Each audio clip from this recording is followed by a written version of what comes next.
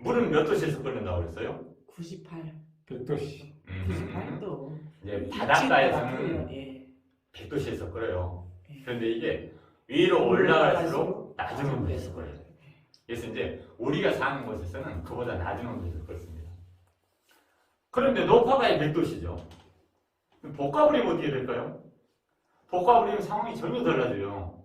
그래서 볶아버리면 아주 뜨거운 온도에서 이것을 볶아버리기 때문에 그 안에 있는 영양소들이 어떻게 될까요? 파괴. 네, 사라져버려요.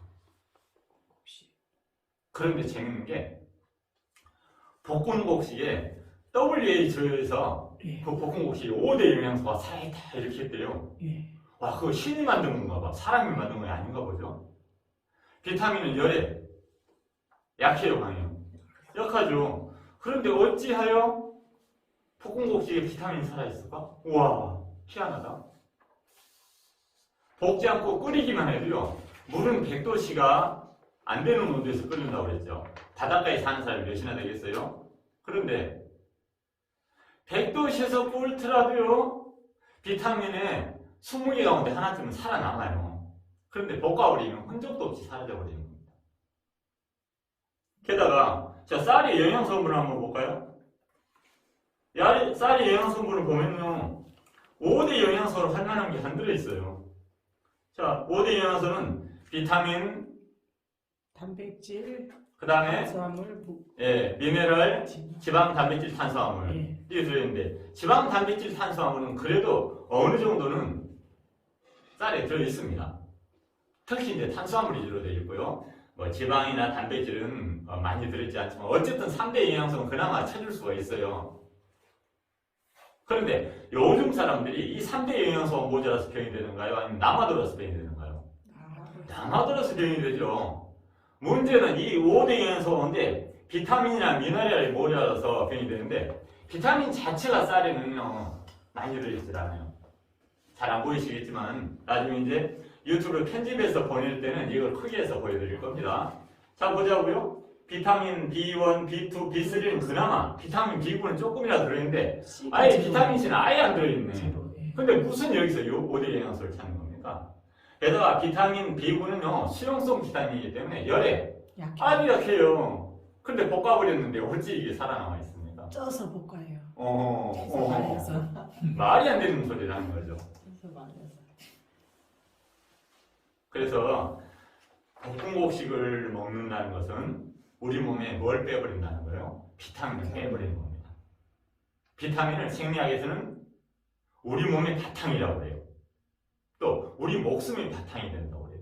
한자로는 생명의 근원이라고 하는데, 그러니까 그거를 볶음곡식을 또 하루 이틀 한두 끼 먹어서는 뭐 우리 몸에 크게 영향을 미치지 않겠죠. 근데 몇 달 또는 몇 해 먹어버리면 어떻게 되겠어요? 예. 좀 쉬었다가 감사합니다. 이제 볶음곡식을 먹게 되면 얼마나 나빠지는지. 볶음곡식 따로 이제 안 빼내. 먹는데 예? 안 먹는데 아니요, 그래도 아셔야 될 분들 있잖아요. 다른 혹시 지금 먹고 계신 분들, 그러니까 우리 그래서 이 영상을 그분들한테 꼭 보내드려야 돼요. 저 아는 사람들이 제가 100명도 넘게 전도했어요. 그러니까 그런 분들한테 꼭 알려드려야 돼. 우리가 좋은 일만 하다가 살고 하기도 바쁜데 우리가 잘못된 일, 우리가 실수한 일들을 바로잡고 가야죠. 그래서 이 영상을 반드시 보내주셔야 돼요. 나만 알고 나만 그 위험을 피해가서는 안 되는 거예요. 내가 이미 그런 많은 사람들 위험으로 끌어당겨 버렸잖아요. 그럼 그분들에게 죄진 거네. 그렇지. 조금 이따 이제 볶음곡식을 말씀드릴 때 이 영상하고 그 영상 함께해서 꼭 보내주셔야 돼요. 알았어요. 예. 자, 이 시간에는 볶음곡식을 먹게 되면 우리 몸이 얼마나 나빠지는 걸 한번 살펴보도록 하겠습니다.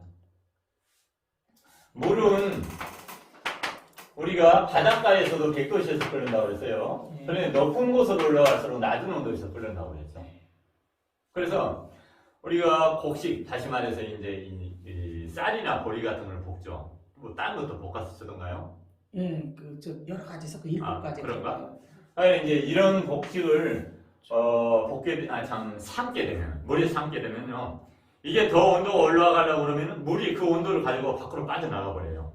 다시 말해서 수증기가 돼서 날아가 버린 거죠. 그래서 이 물속에 있는 것들은 100도씨를 넘지를 않는다는 겁니다. 그러니까 그 안에 들어있는 비타민에 여러 개 가운데 하나라도 지니고 있어요. 근데 물을 빼버리면 어떻게 된다고요? 이게 통제가 안 되고 계속 올라가 버리는 거예요. 그래서 비타민이 흔적도 없이 사라져 버리고요. 효소도 흔적도 없이 사라져 버리는 거예요. 효소는 우리 몸의 사령관이라고 해요. 예를 들어서 이제 비타민이나 미네랄이 모래나 자갈이라고 그러면 당분은 시멘트가 되는 거고요. 이것들을 가만 놔두면 지가 벽돌이 되고 지가 집이 되나요? 안 그렇죠. 누군가 그걸 해줘야 되죠.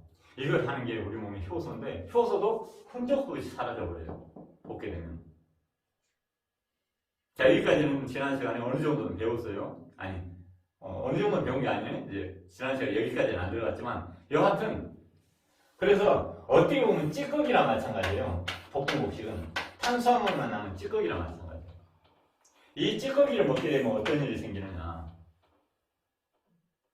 자, 우리 유 선생님의 다리를 보면은 눌렀을 때 잘 안 튀어나와요. 왜 그러는가? 이것 때문에 그래요. 이게 사라져 버리는 겁니다. 비타민 B1이 아까 보셨을 때 다시 한번 보여드릴까요? 각기병. 비타민 B1이 들어있었죠? 예. 비타민 B2가 들어있었죠? 네. 비타민 B3가 들어있었죠? 네. 근데 여기는 비타민 B3까지만 나왔는데 사실은 비타민 B6도 들어있어요. 여하튼 이제 여기에 들어있는 것만 봐도 그렇죠. 근데 벗게 되면 어떻게 된다고요?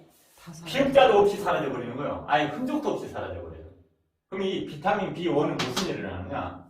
우리 몸에 들어온 탄수화물들을 소화하는데 얘네들이 도와줘요. 그래서 얘가 모자라게 되면 각기병이 걸릴 수가 있어요. 네.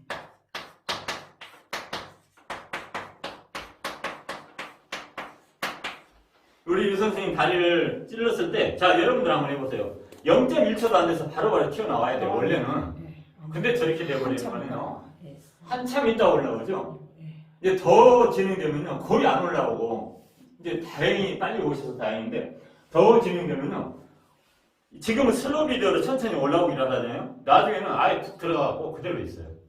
그러면 어떻게 됐다는 거예요? 신경이 제고시를 못한다는 뜻이 되겠죠.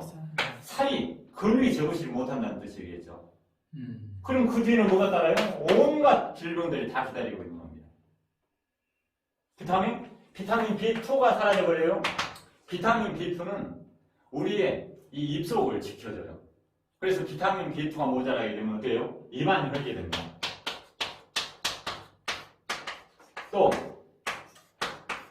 혓바늘이 돋게 되는데 혓바늘이 쉬웠다고 쓰나요? 아니면 지겠다고? 네, 혓바늘이 돋게 돼요.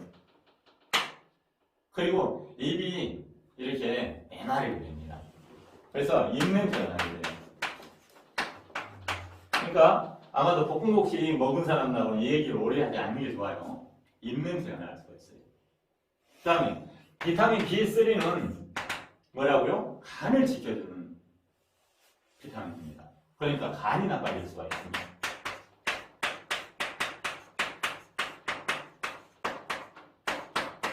그 다음에 비타민 B6에 대해서는 할 말이 많으니까 다 지워버리고 하도록 하겠습니다.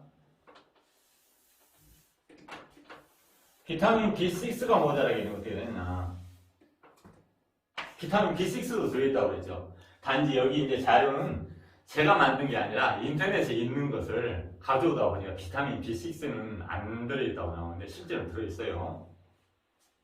그래서 비타민 B6가 무슨 것이라 하느냐? 내 몸에 단백질이 그대로 들어오면 안 된다고 그랬죠. 단백질은 우리 몸에 들어오게 되면 뭘로 인식한다고 그랬어요? 영양으로 인식하는 게 아니라 세균으로 인식해서 공격을 해버린다고 그랬죠.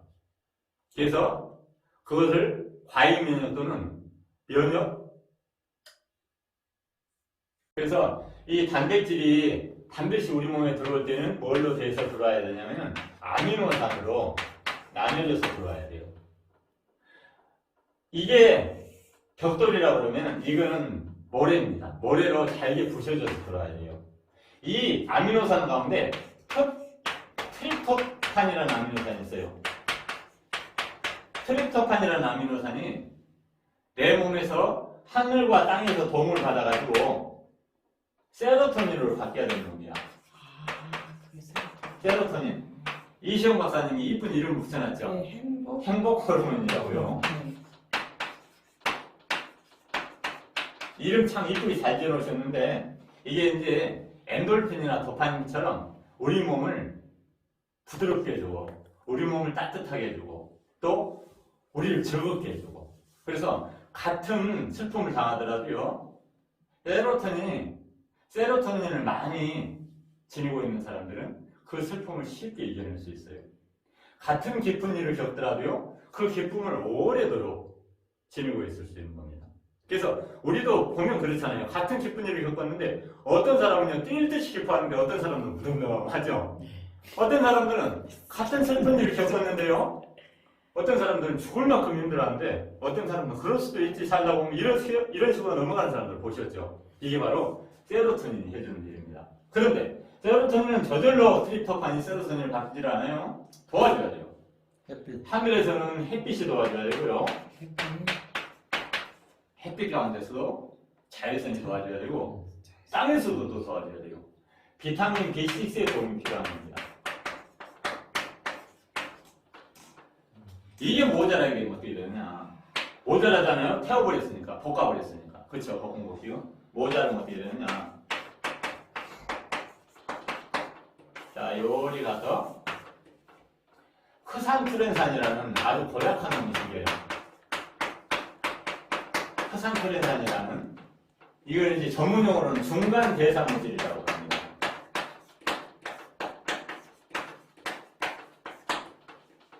최종 대사물질은 여기 세로토닌이 돼야 되는데 중간 대사물질. 여러분들한테 쉽게 이 방송을 보는 사람들한테 해줄 수 있는 게 우리가 요소, 오줌을 최종 단계로 보면요. 그 전 단계가 요산입니다. 요산 때문에 아픔이 겪는 사람들 이 강의 들으면 귀가 썰깃하죠. 통풍. 예.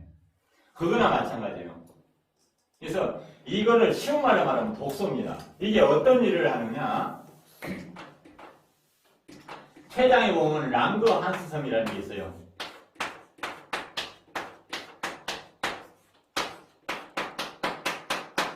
췌장에 랑그하스섬이 있는데 알파세포가 있고요. 베타세포가 있는데 이 베타세포에서 인슐린을 만들어주는데 이 랑그하스섬을 망가뜨려버려.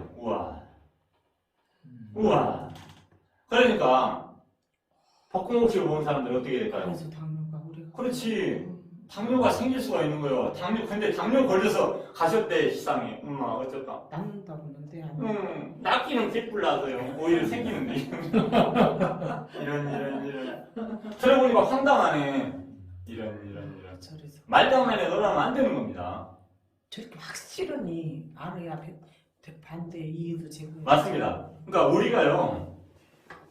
단단한 땅 위에 있으면 누가 밀어도 안 흔들려요. 근데 모래밭에 있으면 어때요? 이리 흔들리고 이리 흔들리고 어설프게 하는 게 그래서 이 말도 옳고 저 말도 옳으면 높다고 그랬어요. 두 말이 다르면 둘 다 틀리거나 한 가지만 맞다고 그랬는데 여러분들이요 단단한 땅 위에 있지 않으니까 자꾸 흔들리는 거예요. 그래서 이 말도 옳고 저 말도 옳고 절대 볶음국수 함부로 먹어서는 안 되는 겁니다. 근데 더 무서운 게 있어요. 이것만 해도 무섭잖아요. 더 무서운 게 있어.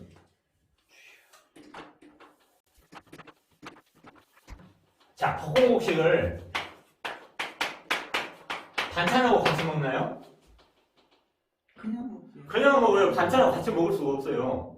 자, 볶음국식 뭐다라는 게 반찬에 다 들어있네. 반찬에 뭐가 들어있어요? 비타민이 들어있네. 미네랄이 들어있네. 식이섬유가 들어있네.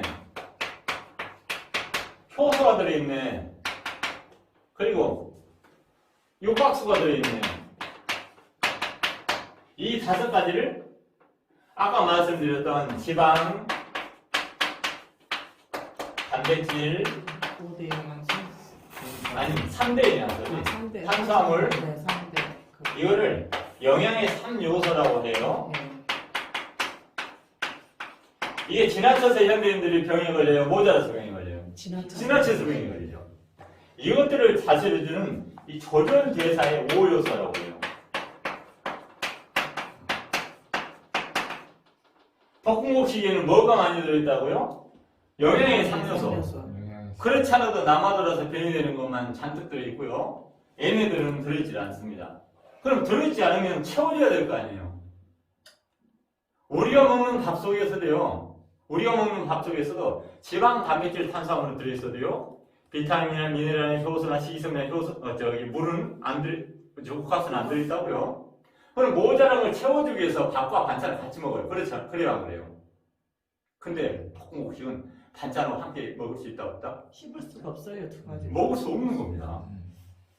와. 따로 그러면 맞은데 또 맞은 꼴이네? 불난데 부채질한 꼴이네? 이런. 엎친데 덮친 꼴이 되는 겁니다. 그래서 반찬을 따로 먹어야 네. 된다. 따로 먹어야 돼. 예. 그렇지 않아도 볶음국식은 말씀드린 대로 남아돌아서 병이 되는 것이 들어있고요. 모자라서 병이 되는 건 안 들어있는데 모자라서 병이 되는 것을 채워주기 위해서 우리가 밥과 반찬을 함께 먹잖아요. 근데 볶음국식은 먹을 수가 없어. 반찬을 함께. 한번 먹어봐야 먹을 수 있나? 그래서 모든 사람들이요. 볶음국식은 볶음국식만 먹습니다. 반찬을 먹지 않고. 그럼 맞은데 또 맞은 꼴. 엎친데 덮친 꼴. 또 불났는데 부채질한 꼴. 이런 절대 볶음국식 함부로 먹어서는 안 된다는 겁니다. 거기 딱 익힌 채소. 엄마 어쩔까? 또 채소도 익혀 먹으라고 한대요. 네, 엄마 나 오늘 처음 알았네. 소화할 수가 없다고 이상구 박사가 그 생채소 접이 갖고는 많이 혈장이 옅어졌다고 갖고는 이제 그렇게 익혀 먹고. 익히게 되면은요. 푸성기를 익혀버리게 되면 푸성기 속에 들어있는 이제 푸성기는 처음 듣는 사람도 있을 것 같아서 푸성기는 우리말이에요. 그리고 채소는 한자고요. 야채는 일본말입니다. 78살이 돼도 철 안 들면 이제 철 안 듭니다. 그대로 죽어야 돼요. 광복 78주년이 넘은 아직까지도요. 야채하는 그 사람은 그냥 우리 민족 어리고 우리말이고 생각할 것 없이 그냥 살다 죽어요. 그래서 쓰지 말자고요. 예. 쓰지 말아요. 그래서 이제 우리말은 푸성기고 또 한자어는 채소라고 하는데 푸성기 속에 비타민이 익혀버리는 거 어떻게 될까요? 자, 여기는 이제 상다리가 있다고 생각해봐요. 상다리가 사라져버리는 거예요. 그 미네랄은 열이 안정적이라 익힌다고 해서 사라지지 않습니다. 근데 익혀버리면 어떻게 될까요? 익혀버리면 이게 조효소로서의 구실을 제대로 못하게 돼요. 다시 말해서 우리 몸의 생리 활성이 떨어져요. 사라지지는 않는데 또 식이섬유도 열이 안정적입니다. 왜냐하면 식이섬유도 탄수화물이거든요. 탄수화물인데 덩치 큰 탄수화물, 결합 형태가 달라서 단지 우리 몸의 효소로 끊어낼 수 없을 뿐이지 탄수화물도 열에 강하다고 그랬어요. 그렇죠? 열에 강해요. 근데 효소가 문제예요. 효소는 아예 흔적도 없이 사라져버려요. 희자도 살아남지 않고 효자도 살아남지 않고 사라져버려요. 10%도 안 남는다는 거. 예, 아니 희자 효소의 희자도 아예 그냥 흔적도 없이 사라져버린다는 겁니다. 효소의 효자는 그냥 희자도 없이 사라져버려. 익히게 되면. 게다가 육각수가 어떤 거라고 그랬어요? 물은 따로 놀지 않는다고 그랬죠. 물은 다 이어져 있는데 남의 말꼬리 잡으면 되게 기분 나쁘잖아요. 그렇듯이 물이 꼬리 물게 한 물이 있어요. 이거를 사슬구조라고 그러는데 이거는 아픈 사람들의 세포 안팎에 많습니다. 근데 어깨동무하면 어때요? 흥이 나죠? 5개가 어우러져 있는 물을 오각수라고 하고요. 6개가 어우러져 있는 물을 육각수라고 해요. 그래서 벌은 육각으로 집을 짓는다고 그랬죠? 가장 안정되기 때문에 그래요. 그래서 이 육각수가 세포 안팎에 많은 사람들은 건강하게 사는 겁니다. 그런데 이 세포 안팎에 많아야 될 물을 몸 밖으로, 몸속으로 넣어줘야 될 게 익히게 되면 흔적도 없이 사라져버려요. 이런 걸 먹어. 게다가 이걸 먹으면서 이걸 먹어. 이걸 뭐라고 그래요? 엎친 데 덮친 꼴, 맞은 데 또 맞은 꼴. 이런. 이상하다.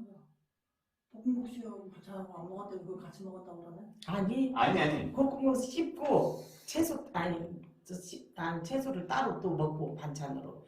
근데 볶음을 섞어서는 반찬 우리 한 개는 못 먹어요. 못 먹어. 네, 말씀드린 대로 이건 한 개는 먹을 수가 없어. 왜 먹을 수가 없을까요? 반찬을 왜 먹을 수가 없을까요? 알아야 되잖아요. 왜냐하면요, 탄수화물이라는 것은 탄소를 매개체로 하는 걸 유기물이라고 해요. 유기물인데 그 가운데 물을 지니고 있다고 그래서 자, 탄수화물의 기본 구조 지난 시간에 우리가 배웠었지요. C6H12O6를 자, 탄소를 밖으로 끄집어내보자고요. 6개의 탄소와 그 다음에 H2O 하면은 물을 지니고 있는 탄소죠. 그래서 탄수화물이라고 하는 겁니다. 이걸 밖으로 꺼내버리니까 그렇게 되죠. 이렇게. 여기다 6 곱하면 12가 되고 여기다 6 곱하면 6이 되고 그렇게 되잖아요. 네. 이렇게. 그래서 탄수화물이라고 그러는데 이걸 바짝 말려버리잖아요. 그러면은 반찬에 들어있는 물을 끌어당겨버려요. 그럼 반찬에 들어있는 이런 여러 효소들이 우리 몸 안으로 들어오는데 어렵게 됩니다. 그러니까 이게 함께 들어오면 어떻게 되겠어요? 우리 몸에서 그냥 몸 밖으로 빼내버려요. 이걸 우리는 뭐라고 해요? 설사라고 하는 겁니다. 설사는 나쁜 게 아니라고 그랬어요. 우리 몸을 지켜주기 위해서 그런다고 그랬죠. 다시 말해서 볶음국식과 반찬이 함께 들어오면 내 창자가 어지러울 수 있으니까 에라 모르겠다고 몸 밖으로 빼내버리는 겁니다. 아셨습니까? 드시지 말자고요. 자, 질문 신청하시고 없으면 마치도록 하겠습니다. 자, 오늘은 여기서 마칩니다. 수고하셨습니다. 수고하셨습니다.